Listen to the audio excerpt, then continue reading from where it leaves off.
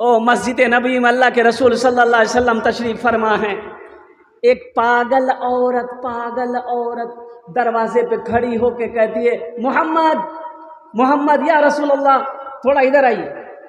اب مسجد سے اندر چلے، باہر نکلے، چلچلاتی دھوپ ہے، صحابہ کرام حیرت ہو گئے، یہ پاگل عورت کے پیچھے اللہ کے رسول صلی اللہ علیہ وسلم کہاں جا رہے ہیں؟ وہ عورت کہتی یا رسول اللہ تھوڑا دور آپ میرے ساتھ چلیں۔ اور کچھ دور لے کر گئی وہ عورت اور دھوپ میں جا کر بیٹھ گئی۔ یا رسول اللہ آپ بیٹھیں، میرا کوئی نہیں سنتا، آپ میری سنیے، میرا کوئی نہیں سنتا، آپ میری سنیے۔ بکے جا رہی ہے، اللہ کے رسول صلی اللہ علیہ وسلم خاموشی کے ساتھ سنتے جا رہے ہیں۔ اور قربان جاؤ، اللہ اکبر کبیرہ، پسینہ بہہ رہا ہے، اللہ کے حبیب صلی اللہ علیہ وسلم خاموش ہیں، سنتے جا رہے ہیں۔ صحابہ کرام قریب آئے اور غصہ کر رہے ہیں،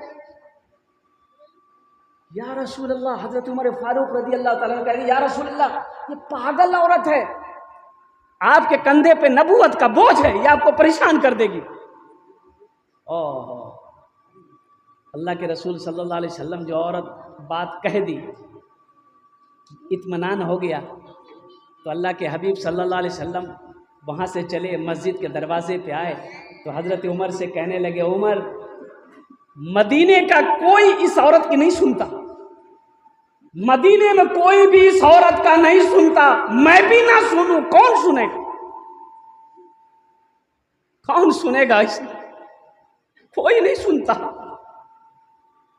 عورت نے کہی دی، یا رسول اللہ لوگ مجھے پاگل کہتے ہیں، پتھر مارتے ہیں، مدینے کی گلیوں سے میں گزرتی ہوں، بچے نوجوان پتھر مارتے ہیں، آپ کہلوا دیں کوئی ہمیں نہ مارے۔